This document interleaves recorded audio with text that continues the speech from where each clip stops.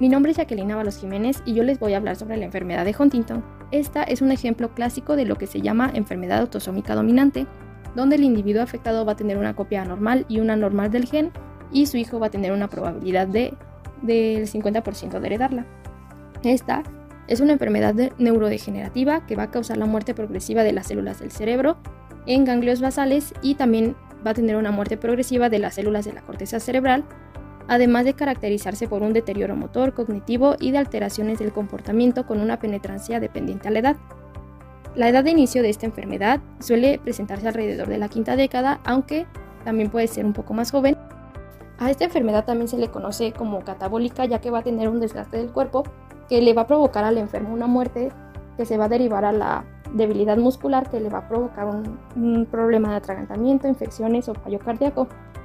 El cuerpo estriado es particularmente vulnerable al proceso degenerativo de esta enfermedad, ya que va a tener una pérdida selectiva de neuronas espinosas medias y niveles reducidos de neurotransmisores asociados, además de anomalías mitocondriales y daño mediado. Esta enfermedad es causada por una secuencia inestable de la repetición de trinucleótidos citosina, adenina, guanina en el brazo corto del cromosoma 4, ahora conocido como IT15. Existe una prueba directa que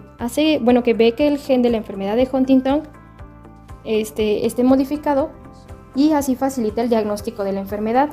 para los que tienen antecedentes familiares poco claros o alguna corea de origen incierto. El tratamiento para los individuos afectados es insatisfactorio, ya que esta enfermedad no es curable y solo se dispone de un control sintomático. En la epidemiología tenemos que la enfermedad de Huntington es más prevalente en individuos caucásicos de 4 a 15 afectados por cada 100.000 habitantes, teniendo una incidencia calculada de 9.94 individuos por año, que va a afectar de igual manera tanto a hombres como mujeres y van a tener un pronóstico de vida posterior al diagnóstico de 15 a 20 años. Además de que esta enfermedad tiene un rango de edad de entre 30 y 50 años, y en México, en 2017, existían 8.000 pacientes con la enfermedad de Huntington. En la fisiopatología, tenemos que es ocasionada por la expansión de un trinucleótido repetido, citosina, adenina, guanina, que va a codificar para el aminoácido glutamina, que se sitúa en el exón 1 del gen HTT, con locus en el cromosoma 4 de la región 16.3, y va a codificar para una proteína que se llama huntingtina. Y en la población general, este trinucleótido se va a presentar normalmente en un intervalo de 17 a 26 repetidos, que no va a causar ninguna enfermedad. Pero cuando una persona posee un alelo con más de 40 repetidos, va a desarrollar la enfermedad de Huntington con una penetrancia del 100% a los 65 años. Y también pueden haber portadores con alelos de 36 a 39 repetidos que pueden mostrar penetrancia incompleta o reducida. Existen excepciones donde los individuos con alelos en intervalos de 27 a 35 repetidos no suelen presentar la enfermedad y se les considera como sanos, pero los portadores de un alelo inestable pueden ser propensos a sufrir una expansión o un aumento del número de repetidos que principalmente, aunque no de manera exclusiva, sí se puede transmitir por una rama paterna, y esto va a causar que cerca del 10% de los casos sean resultados de expansiones nuevas o de novo. Por esto es importante definir quién es el progenitor que la transmite, ya que se ha observado que cuando lo hace la rama paterna se va a presentar el fenómeno de anticipación, es decir, que la edad de aparición de esta es menor, lo que da origen a casos infantiles y juveniles, pero en mujeres es muy rara la anticipación de la rama materna. Por las manifestaciones clínicas de esta enfermedad, se ve que las alteraciones ocasionadas por la mutación afectan a la región estriada y provocan la degeneración de esta. En estudios de imagen por resonancia magnética se ha reflejado la atrofia del núcleo caudado, y en estadios avanzados de la enfermedad también se ha podido observar la alteración de todo el encéfalo de manera principal en las regiones ricas de neuronas localizadas en la neocorteza, el cerebelo, hipocampo, sustancia negra y los núcleos de la base, lo que explicaría los signos y síntomas piramidales de esta enfermedad, como son la ataxia, que va a ser el control muscular deficiente, que va a provocar movimientos torpes o voluntarios o involuntarios, además de la disartria, que es el trastorno de ejecución motora del habla, y los músculos de la boca, además de los de la cara, y el sistema respiratorio se puede también debilitar. El paciente se puede mover con lentitud o no moverse en lo absoluto, a esto agregándole una disfagia, incoordinación o deterioro cognitivo mayor. En resumen, vamos a tener que el patrón de herencia es autosómico dominante y va a afectar al 50% de la descendencia del afectado. Además de que también se puede presentar de tipo novo, que es espontánea, y y va a afectar al 3% de las personas que tienen esta enfermedad. En el gen y el cromosoma tenemos que es en el ID15, en el brazo corto del cromosoma 4 de la región 16.3, en los tripletes de citosina, adenina, guanina, provocando que se produzca una alteración de esta proteína que va a provocar la muerte neuronal, y entre más repeticiones tendrá una aparición de manera más temprana con los síntomas más remarcados. De manera normal, tenemos que la proteína huntingtina va a funcionar de manera proteica neuronal, asociándose con tejidos y organelos como el núcleo, el retículo endoplasmático, el citoplasma, el aparato de Golgi, etc. Y hará una función sináptica participando en la comunicación intraneural, controlando el tráfico intracelular y ayudando a la degradación y la protección de células, regulando la transcripción de los genes. Al no ser un mecanismo específico, el que haya un aumento de repeticiones es aún desconocido el que provoca la enfermedad, ya que puede ser por un error en la copia del ADN durante la división celular, la exposición a radiaciones ionizantes o a mutágenos que produzcan una codificación del gen anormal que contiene a los agregados proteicos no solubles que son neurotóxicos, haciendo que haya una sobrecarga proteica y que la degeneración llegue a un punto de disminución de la función del proteasoma, que hace que la degradación como tal ocasione una neurotoxicidad y una degeneración neuronal en el cuerpo estriado de los ganglios basales. Ahora en el cuadro clínico vamos a tener que hay una tríada que son alteraciones motoras progresivas, psiquiátricas y cognitivas. En las alteraciones motoras tenemos movimientos coreicos, movimientos oculares sacádicos, ataxia, distonía, bradicinesia, rigidez, disminución de los reflejos posturales, disfagias y caídas frecuentes. En las alteraciones psiquiátricas tenemos las alteraciones del estado de ánimo, trastornos de ansiedad, comportamiento delirante, trastorno obsesivo-compulsivo, apatía, comportamiento rígido y perseverante, agresividad autodirigida o heterodirigida y un aumento en el riesgo de suicidio. También tenemos alteraciones cognitivas que son en la dificultad para la realización de múltiples tareas, la dificultad de la concentración, alteraciones en la memoria de corto plazo, dificultad en el aprendizaje de nuevas habilidades, alteraciones en la memoria verbal y de trabajo y en el deterioro cognitivo leve a grave, además de la falta de conciencia de la enfermedad. A esto sumándole que la pérdida de peso y las alteraciones endocrinas como síndrome metabólico y la atrofia muscular también son características muy comunes y muestran un carácter sistémico y no solo neurológico de la enfermedad de Huntington. Además de que los síntomas se pueden presentar años antes de determinar el diagnóstico como alteraciones cognitivas y conductuales, pero solo se pueden establecer en personas que presentan las anomalías motoras características y con el apoyo de los antecedentes familiares. En la enfermedad de Huntington, la coria es más prominente cuando es de inicio en la edad adulta o tardía. Y aunque este es el dato motor más característico, también existen otras alteraciones motoras que pueden ser discapacitantes por sí mismas, como la rigidez y la bradicinesia, que es la ralentización del movimiento o la reducción progresiva de la velocidad. Además de que se puede llevar a un diagnóstico erróneo de Parkinson y también a la presencia de una evolución atípica que puede poner alerta en diagnósticos diferentes a la enfermedad de Huntington. Los cuadros de inicio temprano, conocidos como la variante Westphal, consisten en ser atípicos y caracterizarse por la ausencia de coria y son prominentes de bradicinesia y la rigidez, acompañado de pérdidas de habilidades adquiridas que ocurren del 3 al 10% de los pacientes. El diagnóstico clínico de la enfermedad de Huntington se establece en personas con o sin alteraciones de la enfermedad, pero con la triada característica de los signos y síntomas que no se puedan atribuir a otra enfermedad o otra causa. Existen etapas de la enfermedad de Huntington donde hay una escala de valoración de la capacidad funcional. Vamos a tener la inicial, que es cuando los individuos son de gran parte funcionales y viven de manera independiente, con cambios sutiles en la coordinación o dificultad para pensar, depresión o irritabilidad. También está la intermedia, que son cuando los pacientes tienen más dificultad para hacer tareas motoras voluntarias, como la deglución, el equilibrio, empiezan a tener caídas y pérdidas de peso. Y posteriormente tenemos la tardía, que es cuando los pacientes ya necesitan una asistencia en todas las actividades de su vida diaria. Para un diagnóstico preliminar, se basa en una respuesta a preguntas de exámenes físicos generales y una revisión de los antecedentes médicos familiares y exámenes neurológicos o psiquiátricos, donde se van a preguntar, va a hacer pruebas sobre los síntomas motores, sensoriales o psiquiátricos, que se van a estandarizar de varias maneras, evaluando la memoria, el razonamiento, la agilidad mental, el conocimiento de idiomas, entre otros. Posterior a el diagnóstico clínico se va a tomar en cuenta a la edad de inicio, que pueden ser de 3 formas: la infantil, que afecta del 5 al 10%, la juvenil, que inicia antes de los 21, y las formas tardías, que afectan de los 30 a los 50 años. Para este diagnóstico se deben reconocer los signos y síntomas clínicos que son compatibles en el individuo con el progenitor de la enfermedad de Huntington.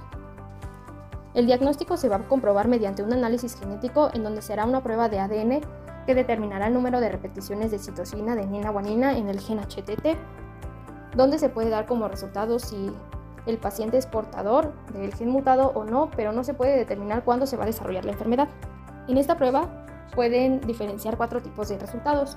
El que está debajo de las 27 repeticiones de este trinucleótido citosina, adenina, guanina, que significaría que la persona es sana o normal. Las repeticiones de entre 27 y 35 significaría que es una persona normal, pero con un riesgo de que el número aumente en generaciones futuras.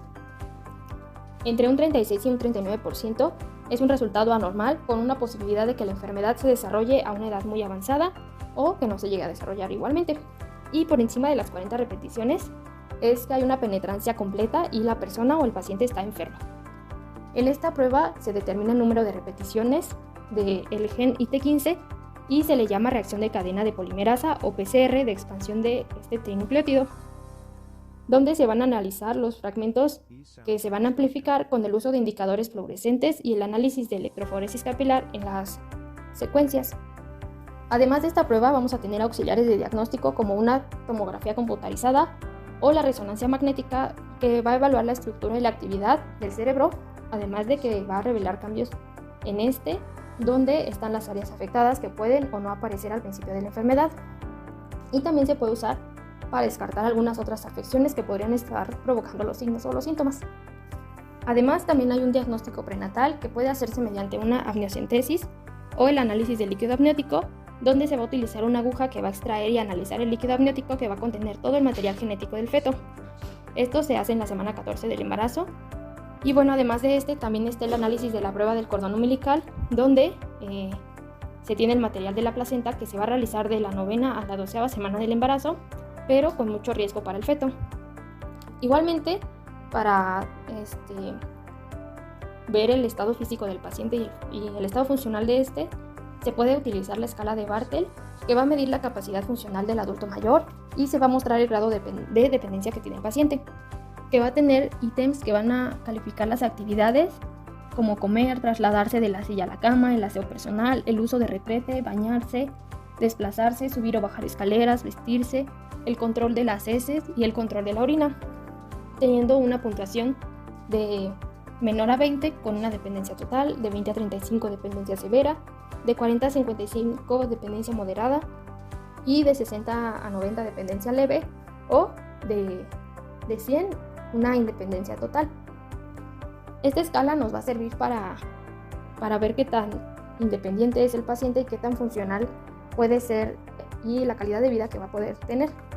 En el tratamiento, hasta el momento la enfermedad de Huntington no tiene uno que sea curativo o preventivo. Los esfuerzos terapéuticos se basan en medidas sintomáticas o fármacos que puedan tratar trastornos psiquiátricos o de movimiento de manera accesible para el paciente.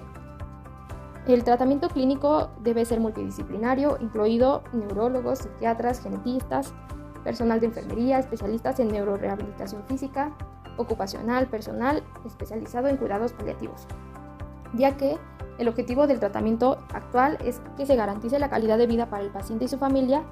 tanto en las intervenciones farmacológicas como las no farmacológicas, que han mostrado gran efectividad.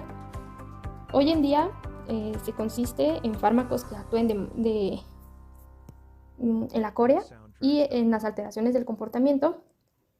pero también en la actualidad se están haciendo estudios para buscar tratamientos que pueden llegar a ser invasivos, con electrodos que van a estimular de manera profunda el control de movimientos involuntarios para modificarlos y que estos cesen o se eliminen del paciente, ¿no? Además de que también hay tratamientos neuroprotectores que vayan a evitar la aparición de la enfermedad. Estos son tratamientos que son muy objetivos para la investigación actual, que a la fecha no son posibles aún, pero se necesita un conocimiento bueno de la fisiopatología y genes que se han modificado para identificar las moléculas posibles para el desarrollo de los fármacos que prevengan el inicio de la enfermedad, pero estos aún deben investigarse. Para el pronóstico y la esperanza de vida del paciente con Huntington, tenemos que la enfermedad progresa durante 15 a 20 años después del diagnóstico y se aumenta las pérdidas de las capacidades que van a requerir una ayuda total para el paciente, y pues va a necesitar apoyo en cualquier actividad diaria, que pues sobreviene finalmente la muerte, pero no por la enfermedad en sí, sino por las complicaciones adyacentes que puede tener. El paciente puede llegar a tener un promedio de supervivencia de 10 a 20 años y en algunos casos puede llegar hasta vivir de 30 a 40 años más post-diagnóstico. Y a pesar de que la enfermedad de Huntington actualmente no tiene una cura, existen diferentes opciones terapéuticas que disponen para el manejo de los síntomas y signos de la enfermedad para mejorar la calidad de vida. Existen muchos medicamentos que ayudan a controlar los síntomas, pero pues no van a detener el curso progresivo de la enfermedad. Además, también existen los cuidados paliativos que van a plantear como la indicación ideal del manejo de la enfermedad crónica durante las fases y el desenlace poco predecible de la enfermedad. Estos cuidados van a involucrar diferentes aspectos como la evaluación del lenguaje, el habla, la deglución, el reducir el riesgo de asfixia, determinar si la persona ha completado las instrucciones que se le den, y también durante la etapa terminal de la enfermedad asegurarse que cualquier dolor esté bien tratado y que se usen los servicios de cuidados paliativos apropiados. En la rehabilitación de esta enfermedad se ayuda con actividades cotidianas, terapia del lenguaje, asesoría psicológica, actividades para mejorar el control y el equilibrio de los músculos, rehabilitación social de la marcha, el equilibrio, asesoría nutricional, participación en grupos de comunidad y educación con respecto a la enfermedad, ya que se busca informar y conocer sobre las consecuencias de la enfermedad para evitar que el paciente se culpabilice. En México existe la Asociación Nacional de Enfermedad de Huntington, que actualmente atiende a 560 personas en promedio por año y tiene como misión asistir a los pacientes y a los familiares de esta enfermedad para brindarles una mejor calidad de vida, que se va a traducir en una esperanza para el futuro. También transmite a los enfermos que no están solos y les otorga a los pacientes servicios como terapias, comedor, atención médica, asistencia, grupos de apoyos, servicios psicológicos, eventos, convivencias, fisioterapia, terapia ocupacional, de lenguaje, musicoterapia espiritual y también yoga. Además de que los pacientes tendrán una atención médica una vez por semana con especialistas del Instituto Nacional de Neurología y Neurocirugía de la Secretaría de Salud que van a atender a los pacientes. Cada uno de estos se diagnostica por medio de un análisis molecular y pruebas predictivas. Y también, los médicos van a llevar una revisión periódica de los enfermos y también les van a prescribir medicamentos necesarios de acuerdo a las manifestaciones individuales de cada uno y el avance de su enfermedad. Además que para asistir, se hace una distribución gratuita o en una cuota de recuperación del 0 al 30% en los medicamentos, los suplementos alimenticios, despensas alimenticias, pañales, y los pacientes también reciben sillas de ruedas, camas de hospital, colchones de agua, muletas y andaderas. Pero todo esto se hace en base a un estudio socioeconómico que va a realizar una trabajadora social que también puede llegar a proporcionar apoyos financieros a las familias que su situación económica lo amerite. Ellos están ubicados en Tesoreros número 97, Colonia Toriello Guerra, Delegación Tlalpan, en la Ciudad de México, entre Cuitláhuac y Cuauhtémoc. Y por último, en el IMSS vamos a tener que van a dar una terapia, medicamentos e incluso cirugías por especialistas de este instituto del Seguro Social.